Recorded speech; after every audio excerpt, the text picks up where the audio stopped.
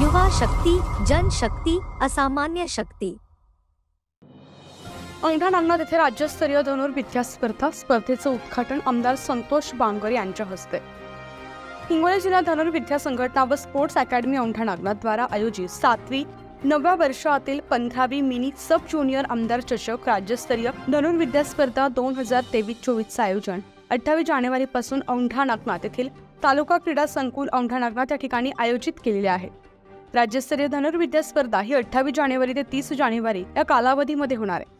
राज्यस्तरीय धनुर्विद्या स्पर्धेचं उद्घाटन आमदार संतोष बांगर यांच्या हस्ते झालं।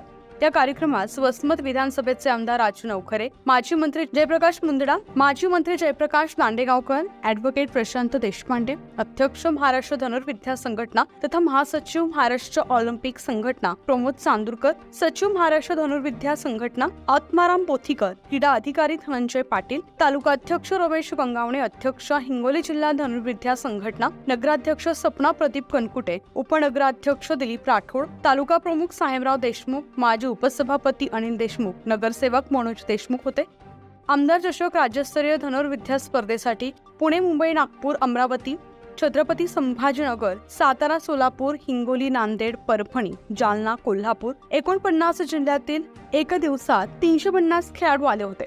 राज्यस्तरीय धनुर्विद्या स्पर्धा घेण्यामागचा एकमेव उद्देश असा आहे की ग्रामीण भागातील खेळाडूंना धनुर्विद्या स्पर्धा ही कळाली पाहिजे। या स्पर्धेमध्ये ग्रामीण भागातील खेळाडूंनी देखील सहभाग नोंदवला पाहिजे।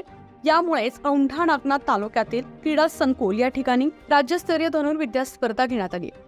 या धनुर्विद्या स्पर्धेसाठी रमेश गंगावणे, अध्यक्ष रंगराव साळुंखे, सचिव कल्याण पोले, शिवाजी इंगोले, ॲडव्होकेट सतीश चव्हाण, माधव चव्हाण, विजय जाधव, बालाजी नरोटे, आत्माराम शिंदे आदी परिश्रम घेतात।